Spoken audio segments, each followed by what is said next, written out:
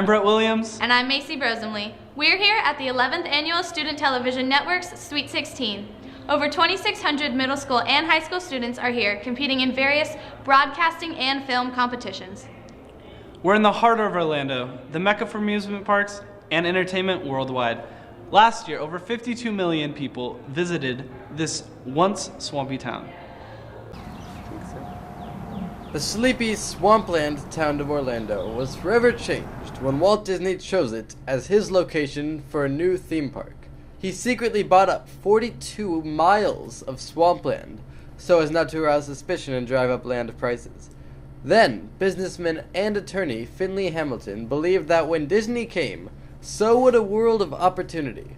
So he purchased land for a hotel and a road that would lead up to it, from off one of the busiest highways in Florida, the I-4.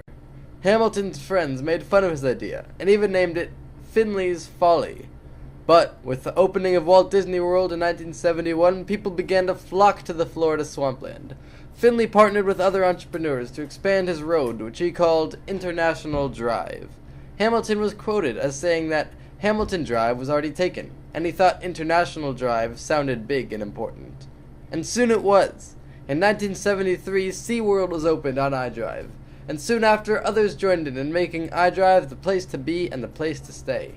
Harris Rosen invested in property on iDrive with the belief that it was a central hotspot for tourists and attractions. Rosen Hotels and Resorts currently owns and operates 7 properties in the Orlando destination market. The massive, 2-mile-long convention center itself is quite a marvel.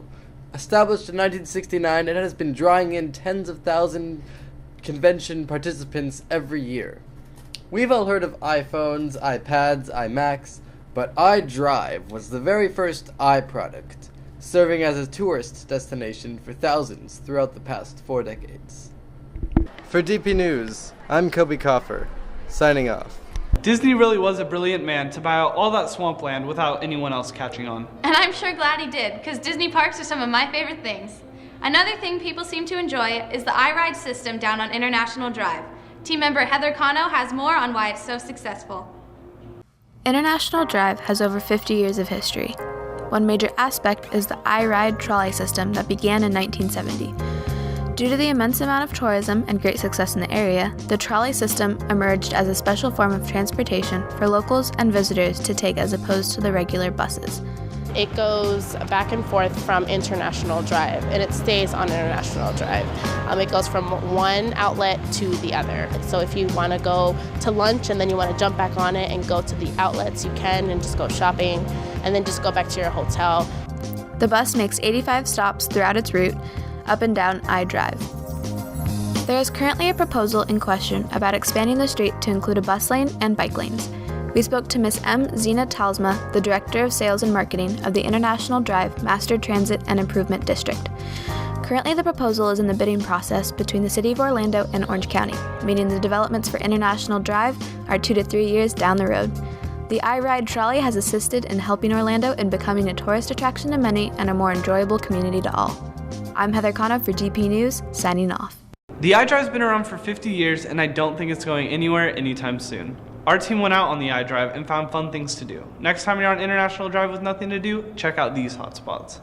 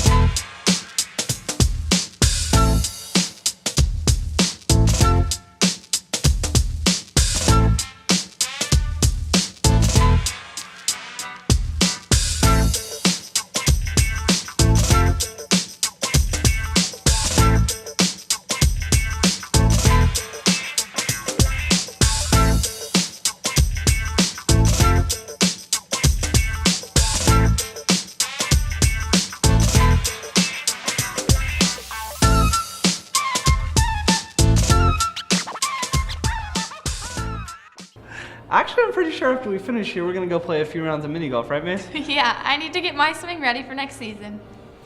In walking along iDrive, on-site reporter Michaela DiTillo came across Taverna Opa, a Mediterranean-style restaurant. Their employees believe their success is related to their location on iDrive as well as this convention center right here. From International Drive's beautiful scenery and city feel, it holds many authentic cultural wonders that can make anyone from down under to Europe feel at home. Today I had the privilege of talking to 6-year Taverna Opa worker Gabriela about what it's like to work on site on International Drive. The restaurant started originally in South Florida in Hollywood in 1998 to 1999. Then they franchised to other locations more to the north of Florida, and this when we opened up in 2007. Working in International Drive, you get to meet a lot of people from different parts of the world. With its traditional Greek cuisine and live entertainment, Taverna Opa is only one of many attractions that draw people to come visit International Drive. So what is it that attracts people from all over to visit this place? Is it the food, the landscape, or is it the ostentatious architecture? Through talking to shop owners, tourists, and locals, we have discovered that the reason is quite clear as to why the likes of many come to this place. It's non-stop excitement and pure entertainment. I'm Michaela DiTillo from DPNews, signing off. Taverna Opa has served millions of people over its 16 years of business. The International Drive has been able to remain stable because of businesses like themselves. The international feel on the iDrive has really become visible. DP News had the opportunity to meet with ABC's The Voice star Cassandra Lewis, and we learned what kept her driven on success. Cassandra Lewis, a contestant on this season's TV singing competition, The Voice, was propelled into stardom when her audition tape resulted in 4 judges fighting for her to be on their team, with coach Blake Shelton eventually closing the deal. Making it onto Team Blake is just the ultimate. It was epic to see the 4 chairs turning around and then to connect with Coach Blake was amazing. So to be on his team and have him pouring into my gift everything that he knows is just a monumental moment in life for me.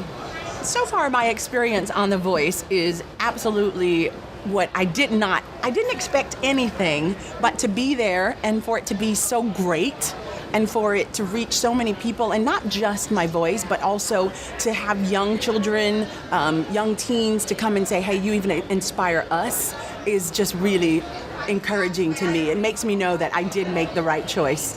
She had taken a break from singing to raise her children as a single mom, but it was her children that encouraged her to once again pursue her dream. My 15-year-old daughter, Rashida, was actually the one who had me sit down and watch the show, The Voice, and she was like, Mom, you got to do this. And I, of course, what do you tell your child after you tell them so many years, you can do anything? So I took her up on the challenge. Once they got together and said, hey, Mom, you've given us your life. Why don't you go ahead and live your dream? It was the okay, the stamp to go ahead and do what I love to do, which is sing.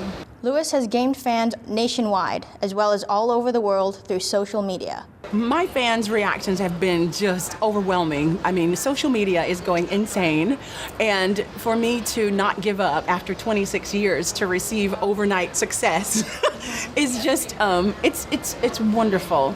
And to see that everyone is here and supporting me in my hometown and across the country, and not even just in the U.S., but outside of the country, I'm getting greetings from all over the world.